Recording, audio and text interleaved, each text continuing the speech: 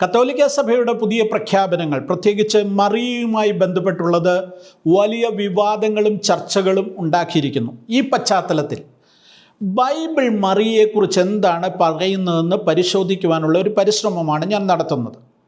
ബൈബിളിൽ പുതിയ നിയമത്തിൽ 19 ഇടങ്ങളിലാണ് യേശുക്രിസ്തുവിൻ്റെ അമ്മ മറിയയെക്കുറിച്ചുള്ള പരാമർശങ്ങളുള്ളത്. ഏതൊക്കെയാണ് ആ ഭാഗങ്ങൾ, എന്തൊക്കെയാണ് അവിടെ പറഞ്ഞിരിക്കുന്നത്? കത്തോലിക്ക സഭ പറയുന്നത് പോലെ മറിയയ്ക്കൊരു ദൈവിക പരിവേഷമുണ്ടോ? ഈ കാര്യങ്ങളാണ് നമ്മൾ പരിശോധിക്കുന്നത്. ഒന്ന്, മറിയയുടെ ചരിത്രപരവും ഭൂമിശാസ്ത്രപരവുമായ പശ്ചാത്തലം. വിശുദ്ധ ബൈബിൾ മറിയയെ പരിചയപ്പെടുത്തുന്നത് ഗലീലയിലെ നസറേത്ത് എന്ന പട്ടണത്തിൽ താമസിക്കുന്ന ഒരു കന്യകയായിട്ടാണ്. 1-ാം നൂറ്റാണ്ടിലെ യഹൂദ പശ്ചാത്തലത്തിൽ നസറേത്ത് വലിയ പ്രാധാന്യമുള്ള ഒരു സ്ഥലമൊന്നുമായിരുന്നില്ല. ലൂക്കോസ് സുവിശേഷം അനുസരിച്ച് ദാവീദിൻ്റെ ഗൃഹത്തിൽപ്പെട്ട ജോസഫ് എന്ന യുവാവുമായി മറിയയുടെ വിവാഹ നിശ്ചയം നടന്നിരുന്നു. അക്കാലത്തെ യഹൂദ നിയമപ്രകാരം വിവാഹ നിശ്ചയം എന്നത് നിയമപരമായി ബാധ്യതയുള്ള ഒരു ബന്ധമായിരുന്നു. അതായത് വിവാഹ നിശ്ചയം കഴിഞ്ഞ സ്ത്രീയോ പുരുഷനോ ഈ ബന്ധത്തിൽ നിന്ന് പിന്മാറണമെങ്കിൽ വിവാഹ മോചനം ആവശ്യമായിരുന്നു. മറിയയുടെ ഈ സാമൂഹികവും ഭൂമിശാസ്ത്രപരവുമായ പശ്ചാത്തലം ലൂക്കോസിൻ്റെ വിവരണങ്ങളിൽ നിന്നാണ് നമുക്ക് ലഭിക്കുന്നത്. 2, ദാവീദിൻ്റെ വംശാവലിയിലെ മറിയ. യേശുക്രിസ്തുവിൻ്റെ മിശിഹാ പദവിക്ക് അവൻ ദാവീദിൻ്റെ വംശത്തിൽ പെട്ടവനായിരിക്കണം എന്നത് അനിവാര്യമായിരുന്നു. സുവിശേഷങ്ങൾ ഈ ആവശ്യം 2 വ്യത്യസ്ത വംശാവലികളിലൂടെ ഉറപ്പാക്കുന്നുമുണ്ട്. മത്തായിയുടെ സുവിശേഷം യേശുവിൻ്റെ വംശാവലി ജോസഫിലൂടെ ദാവീദിൻ്റെ രാജകീയ പരമ്പരയിലെ ശലോമോൻ്റെ ജീനിയോളജിയിലേക്ക് കണക്ട് ചെയ്യുന്നു.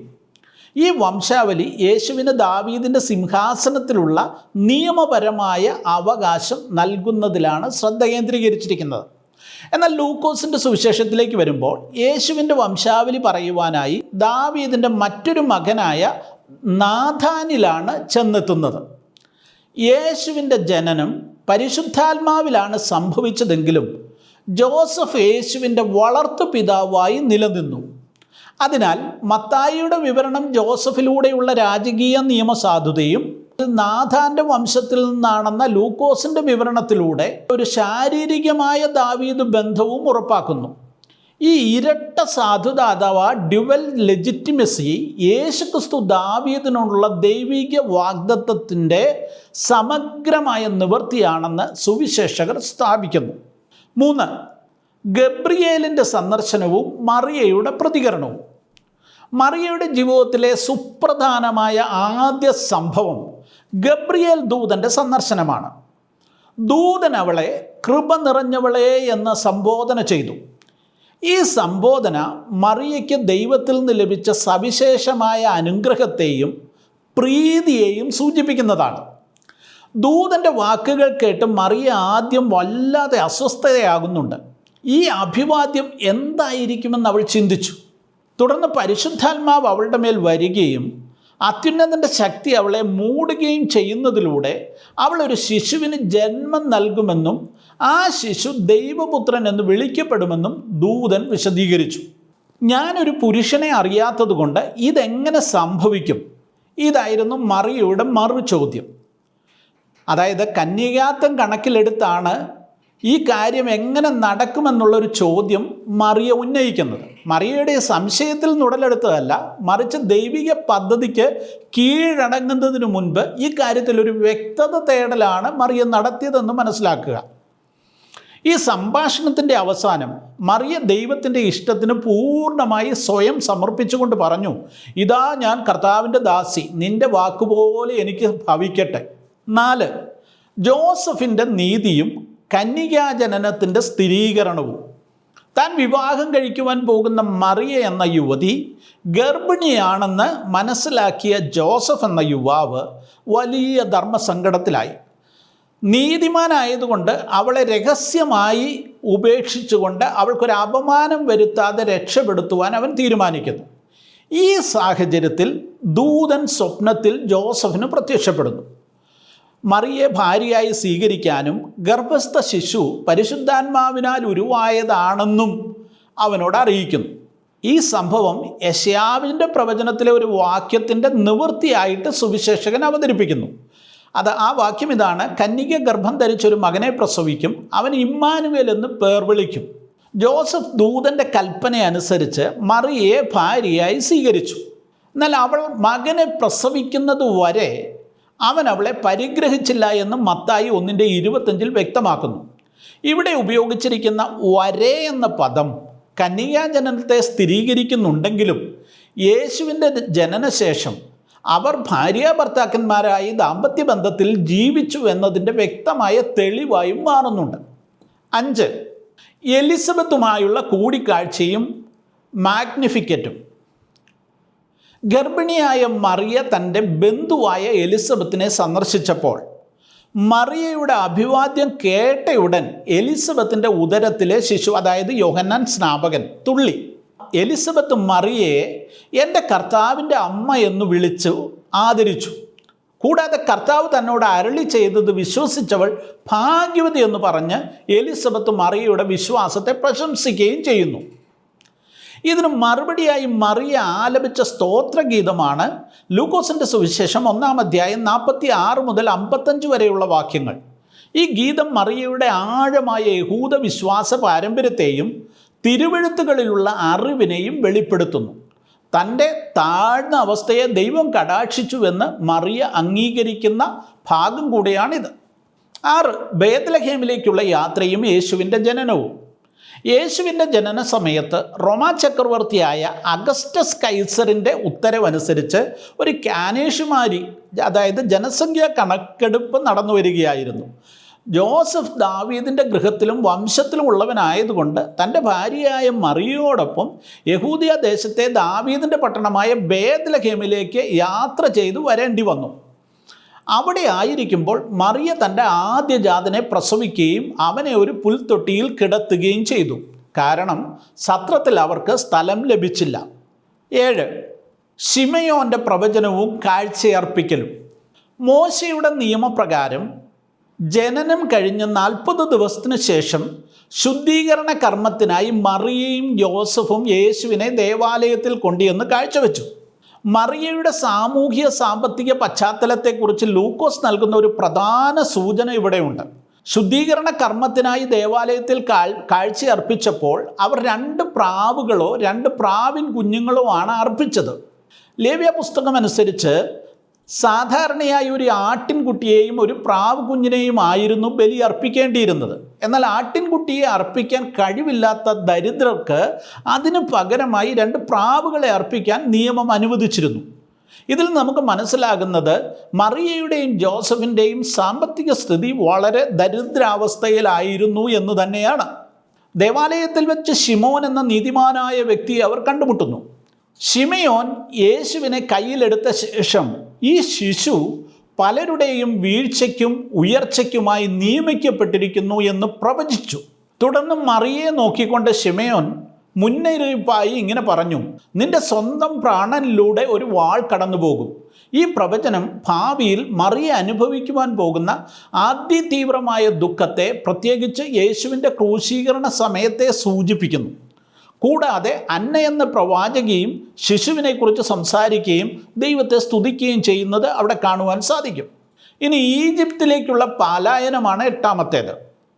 കിഴക്ക് നിന്ന് വന്ന ജ്ഞാനികൾ യേശുവിനെ അന്വേഷിച്ചെത്തിയതിന് തൊട്ടു പിന്നാലെ ഹെരോദ മഹാരാജാവ് യേശുവിനെ കൊല്ലാൻ ശ്രമിക്കുമെന്നൊരു ദൂതൻ സ്വപ്നത്തിൽ ജോസഫിന് മുന്നറിയിപ്പ് നൽകി. ജോസഫ് മറിയത്തെയും ശിശുവായ യേശുവിനെയും കൂട്ടി ആ രാത്രിയിൽ തന്നെ സമീപരാജ്യമായ ഈജിപ്തിലേക്ക് പലായനം ചെയ്തു. ഹെരോദാവ് മരിക്കുന്നത് വരെ അവർ അവിടെ തന്നെ പാർത്തതായി മത്തായി സുവിശേഷം വ്യക്തമാക്കുന്നു. എൻ്റെ മകനെ ഞാൻ ഈജിപ്തിൽ നിന്ന് വിളിച്ചു എന്ന ഹോശിയ പ്രവാചകൻ്റെ പ്രവചനം നിവൃത്തിയാകുന്ന ഒരു പ്രധാന സംഭവമായി മത്തായി സുവിശേഷകൻ ഇതിനെ അവതരിപ്പിക്കുകയാണ്. 9. 12-ാം വയസ്സിൽ യേശു ദേവാലയത്തിൽ. യേശുവിൻ്റെ കുട്ടിക്കാലത്തെക്കുറിച്ച് ബൈബിളിൽ അധികം രേഖപ്പെടുത്തലുകളൊന്നുമില്ല. ഏക സംഭവം അവൻ്റെ 12-ാം വയസ്സിൽ പെസഹ ഉത്സവത്തിന് യെരുശലേമിൽ പോയതിനെക്കുറിച്ചുള്ളതാണ്. യഹൂദ നിയമപ്രകാരം പുരുഷന്മാരാണ് ഉത്സവത്തിന് പോകാൻ ബാധ്യസ്ഥരെങ്കിലും മറിയയും ജോസഫിനോടുകൂടെ സ്ഥിരമായി അവിടേക്ക് പോയിരുന്നു. തിരികെ യാത്ര തുടങ്ങിയപ്പോൾ യേശു ദേവാലയത്തിൽ തങ്ങി. യേശുവിനെ യാത്രാസംഘത്തിൽ കാണാതെ വന്നപ്പോൾ മറിയയും ജോസഫും പിന്നീട് അവനെ അന്വേഷിച്ചു പോകുന്നത് 3 ദിവസത്തിന് ശേഷം കണ്ടെത്തുന്നതും നമ്മൾ വായിക്കുന്നു. 3 ദിവസത്തെ തിരച്ചിലിന് ശേഷം അവർ യേശുവിനെ ദേവാലയത്തിൽ ഉപദേഷ്ടാക്കന്മാരുടെ നടുവിലിരുന്ന് ചോദ്യങ്ങൾ ചോദിക്കുന്നവനായി കണ്ടെത്തിയെന്നാണ് എഴുതിയിരിക്കുന്നത്. യേശുവിൻ്റെ ഈ മറുപടി, നിങ്ങൾ എന്നെ തിരഞ്ഞത് എന്തിന്? ഞാൻ എൻ്റെ പിതാവിൻ്റെ കാര്യങ്ങളിൽ ആയിരിക്കണമെന്ന് നിങ്ങൾ അറിഞ്ഞില്ലേ? തൻ്റെ ലൗകിക ബന്ധങ്ങളെക്കാൾ ദൈവിക ദൗത്യത്തിന് താൻ പ്രാധാന്യം നൽകുന്നു എന്നുള്ളതിൻ്റെ ഒരു സൂചനയായിരുന്നു ഇത്. മറിയയ്ക്കും ജോസഫിനും ഇതൊന്നും മനസ്സിലായില്ല. എങ്കിലും അവൻ്റെ അമ്മയായ മറിയ ഈ കാര്യങ്ങളെല്ലാം തൻ്റെ ഹൃദയത്തിൽ സൂക്ഷിച്ചു എന്ന് ലൂക്കോസ് രേഖപ്പെടുത്തുന്നുണ്ട്. ലൂക്കോസ് ആവർത്തിച്ചുപയോഗിക്കുന്ന ഒരു വാചകമാണിത്. മറിയ ഒരു ചിന്താശീലയായ ദൈവിക രഹസ്യങ്ങൾ സൂക്ഷിക്കുന്നവളായിരുന്നു എന്നുള്ള രീതിയിൽ ലൂക്കോസ് മറിയയെ അവതരിപ്പിക്കുന്നതിന് വേണ്ടിയാണ് ഈ വാചകം വീണ്ടും വീണ്ടും ആവർത്തിക്കുന്നത്. 10. കാനാവിലെ കല്യാണം. യേശുവിൻ്റെ പരസ്യ ശുശ്രൂഷയിൽ മറിയയുടെ സാന്നിധ്യം രേഖപ്പെടുത്തുന്ന ആദ്യത്തെ സുപ്രധാന സംഭവം കാനായിലെ കല്യാണ വിരുന്നാണ്. കല്യാണ വിരുന്നിൽ വീഞ്ഞു തീർന്നു പോയപ്പോൾ മറിയ ഈ കുറവിനെക്കുറിച്ച് യേശുവിനെ അറിയിക്കുന്നു. യേശുവിൻ്റെ അതിനോടുള്ള മറുപടി ശ്രദ്ധേയമായിരുന്നു. സ്ത്രീയെ, എനിക്കും നിനക്കും എന്ത്? എൻ്റെ സമയം ഇതുവരെ വന്നിട്ടില്ല. യേശു സ്ത്രീയെ എന്ന് സംബോധന ചെയ്യുന്നത് അനാദരവോടെയൊന്നുമല്ല, എന്നാൽ മാതൃബന്ധത്തെക്കാൾ പൊതുവായ ഒരു ബന്ധം എന്നുള്ള നിലയിലാണ് അതിനെ വ്യാഖ്യാനിക്കുവാൻ സാധിക്കുന്നത്. യേശുവിൻ്റെ ഈ പ്രതികരണം ഉണ്ടായെങ്കിലും മറിയ പരിചാരകരോട് നൽകിയ നിർദ്ദേശം അവളുടെ അചഞ്ചലമായ വിശ്വാസത്തിൻ്റെ ഒരു തെളിവായിട്ട് നമുക്കെടുക്കാം. അവൻ നിങ്ങളോട് പറയുന്നത് പോലെ ചെയ്യുക എന്നാണ് അവൾ പറഞ്ഞത്. ഈ വാചകം മറിയയെ അനുസരണമുള്ള ക്രിസ്തുവിൻ്റെ ഒരു മാതൃകാ ശിഷ്യയാണെന്ന് സ്ഥാപിക്കുന്നത് കൂടെയാണ്. 11. മാംസബന്ധത്തെക്കാൾ ആത്മീയ ബന്ധത്തിന് പ്രാധാന്യം. യേശുവിൻ്റെ പരസ്യ ശുശ്രൂഷയുടെ ഒരു ഘട്ടത്തിൽ മറിയയും യേശുവിൻ്റെ സഹോദരന്മാരും അവനെ കാണുവാനായിട്ട് ശ്രമിച്ചു. അപ്പോൾ യേശു പറഞ്ഞത്, എൻ്റെ അമ്മയും എൻ്റെ സഹോദരന്മാരും ആരെന്നാണ്. തുടർന്ന് ദൈവത്തിൻ്റെ ഇഷ്ടം ചെയ്യുന്നവർ ആരെങ്കിലുമോ അവർ എൻ്റെ സഹോദരനും സഹോദരിയും അമ്മയും ആകുന്നുവെന്ന് ക്രിസ്തു പ്രഖ്യാപിക്കുകയും ചെയ്യുന്നു. ഈ പ്രഖ്യാപനം യേശുവിൻ്റെ ലോകത്തിൽ ശാരീരിക ബന്ധങ്ങളെക്കാൾ ആത്മീയ ബന്ധങ്ങൾക്കാണ് പ്രാധാന്യമെന്ന് സ്ഥിരീകരിക്കുന്ന വാക്കുകളാണ്. മറിയയുടെ അനുഗ്രഹം അവളുടെ ജന്മം കൊണ്ടല്ല, മറിച്ച് ദൈവത്തിൻ്റെ ഇഷ്ടം അവൾ അനുസരിച്ചു എന്നുള്ളതാണ് എന്ന് ഊന്നി പറയുവാൻ ഈ ഭാഗം സുവിശേഷകൻ ഉപയോഗിക്കുന്നു. 12. യേശുവിൻ്റെ സഹോദരന്മാരും സഹോദരിമാരും. ബൈബിൾ യേശുവിന് യാക്കോബ്, യോസഫ്, ശിമോൻ, യൂദ എന്നിങ്ങനെ പേരുകളുള്ള സഹോദരന്മാരും പേര് പറയാത്ത സഹോദരിമാരും ഉണ്ടായിരുന്നു എന്ന് വ്യക്തമായി രേഖപ്പെടുത്തുന്നു. മത്തായി സുവിശേഷത്തിലും മർക്കോസിൻ്റെ സുവിശേഷത്തിലും ഈ ഭാഗങ്ങളുണ്ട്. യോഹന്നാൻ്റെ സുവിശേഷം അനുസരിച്ച് പരസ്യ ശുശ്രൂഷ കാലഘട്ടത്തിൽ ഈ സഹോദരന്മാർ യേശുവിൽ വിശ്വസിച്ചിരുന്നില്ല എന്നും നമുക്ക് മനസ്സിലാക്കാം. ഈ ബന്ധുക്കളെ സൂചിപ്പിക്കുവാൻ പുതിയ നിയമത്തിൽ ഉപയോഗിച്ചിരിക്കുന്ന ഗ്രീക്ക് പദം അഡൽഫോയി എന്നാണ്. ഈ പദത്തിൻ്റെ പ്രാഥമികമായ അർത്ഥം ഒരേ ഗർഭപാത്രത്തിൽ നിന്നുള്ളവർ എന്നാണ്. യേശുവിൻ്റെ അടുത്ത ബന്ധുക്കൾ അവൻ്റെ പരസ്യ ശുശ്രൂഷയുടെ ഭാഗമായിരുന്നു എന്നും യേശുവിൻ്റെ ഉയർത്തെഴുന്നേൽപ്പിന് ശേഷമാണ് അവർ വിശ്വാസികളായി മാറിയത് എന്നും അപ്പോസ്തല പ്രവൃത്തി 1-ാം അധ്യായത്തിൽ നിന്നും നമുക്ക് മനസ്സിലാകുന്നുണ്ട്. 13. ക്രൂശിൻ്റെ ചുവട്ടിലെ മറിയ. യേശുവിൻ്റെ പീഡാനുഭവ സമയത്തും മറിയ വിശ്വസ്തയോടെ അവനോടൊപ്പം നിലകൊണ്ടു. യേശുവിൻ്റെ അമ്മയും അമ്മയുടെ സഹോദരി ശലോമ, മഗ്ദലന മറിയ എന്നിവരും അപ്പോസ്തലനായ യോഹന്നാനും ക്രൂശിനരികെ സന്നിഹിതരായിരുന്നു. പൊതുസ്ഥലത്തുള്ള വധശിക്ഷ കാണുന്നതിലുള്ള അപകട സാധ്യതയും മാനസികമായ സമ്മർദ്ദമുണ്ടാകുമെന്നുള്ള കാര്യവും എല്ലാം അവഗണിച്ചാണ് മറിയ അവിടെ നിന്നത്. ഈ അതിതീവ്രമായ ദുഃഖത്തിൻ്റെ നിമിഷത്തെയാണ് നിൻ്റെ സ്വന്തം പ്രാണനിലൂടെ ഒരു വാൾ കടന്നു പോകുമെന്ന ശിമയോൻ്റെ പ്രവചനം അർത്ഥമാക്കുന്നത് എന്നും സൂചിപ്പിക്കപ്പെടുന്നു. 15. യോഹന്നാനെ ഏൽപ്പിക്കൽ. ക്രൂശിൽ കിടന്നുകൊണ്ട് യേശു തൻ്റെ അമ്മയുടെ സംരക്ഷണം തൻ്റെ പ്രിയ ശിഷ്യനായ യോഹന്നാനെ ഭരമേൽപ്പിക്കുന്നു. മറിയയോട് യേശു പറയുകയാണ്, സ്ത്രീയെ, ഇതാ നിൻ്റെ മകൻ. എന്നിട്ട് യോഹന്നാനോട് പറയുന്നു, ഇതാ നിൻ്റെ അമ്മ. ആ സമയം മുതൽ യോഹന്നാൻ മറിയയെ തൻ്റെ വീട്ടിൽ സ്വീകരിച്ചു. ഒരുപക്ഷെ ജോസഫ് ഈ സമയത്തേക്കും മരിച്ചു പോയിരിക്കാം. യേശുവിൻ്റെ സഹോദരന്മാർ ആ സമയത്ത് അവനിൽ വിശ്വസിക്കുന്നവരായിരുന്നില്ലായിരിക്കാം. അല്ലെങ്കിൽ ക്രൂശീകരണ സ്ഥലത്ത് അവരാരും ഇല്ലായിരുന്നുവെന്നും വരാം. അതിനാൽ യേശു രക്തബന്ധത്തെക്കാൾ വിശ്വാസബന്ധത്തിന് പ്രാധാന്യം നൽകിയെന്ന് നമുക്ക് മനസ്സിലാക്കാം. തൻ്റെ ശിഷ്യനായി യോഹന്നാനെ അമ്മയുടെ സംരക്ഷകനായി തിരഞ്ഞെടുത്തു. യേശുവിൻ്റെ ഈ ആജ്ഞ വിശ്വാസത്തിലുള്ള ബന്ധമാണ് രക്തബന്ധത്തെക്കാൾ വലുതെന്നും മറിയയുടെ സംരക്ഷണം പോലും വിശ്വാസമുള്ള ഒരു ശിഷ്യൻ്റെ കൈകളിലായിരിക്കണമെന്നും സൂചിപ്പിക്കുന്നു. 15. അപ്പോസ്തോലിക സമൂഹത്തിലെ മറിയയുടെ സ്ഥാനം. യേശുവിൻ്റെ സ്വർഗാരോഹണത്തിന് ശേഷം ബൈബിളിൽ മറിയയെക്കുറിച്ചുള്ള അവസാനത്തെ വ്യക്തമായ പരാമർശം അപ്പോസ്തല പ്രവൃത്തികളിൽ നമ്മൾ വായിക്കുന്നു. അപ്പോസ്തലന്മാർ യേശു കൽപ്പിച്ചതുപോലെ മാളിക മുറിയിൽ കാത്തിരുന്നു പ്രാർത്ഥിക്കുകയാണ്. ഈ പ്രാർത്ഥനാ കൂട്ടായ്മയിൽ മറിയയും യേശുവിൻ്റെ സഹോദരന്മാരും മറ്റ് സ്ത്രീകളും ഉണ്ടായിരുന്നുവെന്ന് അപ്പോസ്തല പ്രവൃത്തി 1:14 വ്യക്തമാക്കുന്നു. ഈ വാക്യം മറിയയെ ഒരു പ്രത്യേക ദൈവശാസ്ത്ര പദവിയിലേക്കൊന്നും ഉയർത്തുന്നില്ല. മറിച്ച് യേശുവിൻ്റെ ഉയർത്തെഴുന്നേൽപ്പിന് ശേഷം അവൻ്റെ ശരീരം എന്ന നിലയിൽ സഭയുടെ ആദ്യകാല സ്ഥാപക അംഗങ്ങളിൽ ഒരാളായി മറിയയെ കൂടെ അവതരിപ്പിക്കുകയാണ്. അവൾ മറ്റ് ശിഷ്യന്മാരുമായി ചേർന്ന് പരിശുദ്ധാത്മാവിന് വേണ്ടിയുള്ള പ്രാർത്ഥനയിൽ പങ്കെടുക്കുകയും ആദിമസഭയുടെ വളർച്ചയുടെ ആദ്യഘട്ടത്തിൽ പങ്കാളിയാകുകയും ചെയ്തു എന്ന് നമുക്ക് വിശ്വസിക്കാം. മറിയയുടെ കാനോനികമായ യാത്ര മാതൃത്വത്തിൽ നിന്ന് തുടങ്ങി ദുരിതത്തിലൂടെ കടന്ന് ആദിമസഭയിലെ ഒരു വിശ്വസ്ത അംഗമെന്ന നിലയിൽ അവസാനിക്കുന്നു. ഇതിനപ്പുറമുള്ള അവളുടെ ജീവിതത്തെക്കുറിച്ച് ബൈബിൾ ഗ്രന്ഥങ്ങളിൽ രേഖപ്പെടുത്തിയിട്ടില്ല. യേശുവിൻ്റെ ശിഷ്യന്മാരുടെ പിൽക്കാല രചനകളിലോ എന്തിനേറെ പറയുന്നു, സംരക്ഷണം ഏറ്റെടുത്ത യോഹന്നാൻ അപ്പോസ്തലൻ്റെ ലേഖനങ്ങളിലോ പോലും മറിയ പരാമർശ വിഷയമാകുന്നില്ല. അതായത് യേശുക്രിസ്തുവോ അപ്പോസ്തലന്മാരോ യേശുവിൻ്റെ അമ്മയായ മറിയയ്ക്ക് അമിത പ്രാധാന്യമോ അതിവിശുദ്ധ സ്ഥാനമോ നൽകിയിരുന്നില്ല എന്ന് പകൽ പോലെ വ്യക്തമാണ്. പിൽക്കാല സഭാ പാരമ്പര്യങ്ങൾ അനുസരിച്ച് മറിയ ഗർഭം ധരിപ്പിക്കപ്പെട്ട നിമിഷം മുതൽ പാപരഹിതയായിരുന്നു എന്ന സിദ്ധാന്തം നിലവിലുണ്ട്. ഇതിന് ബൈബിളിൽ നിന്നുള്ള തെളിവായി ചൂണ്ടിക്കാണിക്കുന്നത് ഗബ്രിയേൽ ദൂതൻ മറിയയെ കൃപ നിറഞ്ഞവൾ എന്ന് വിളിച്ചു എന്നതാണ്. എന്നാൽ മറിയയ്ക്ക് ലഭിച്ച കൃപാപൂർണത ജന്മനാ ലഭിച്ച പാപരാഹിത്യമാണെന്ന് ബൈബിൾ ഒരിടത്തും വ്യക്തമാക്കുന്നില്ല. ഈ പദം ദൈവത്തിൻ്റെ സവിശേഷമായ പ്രീതിയെ സൂചിപ്പിക്കുന്നതേ ഉള്ളൂ. അല്ലാതെ പാപമില്ലാതെ ജനിച്ചു എന്ന് നേരിട്ട് പറയുന്ന ഒരു വാക്യവും ബൈബിളിലില്ല.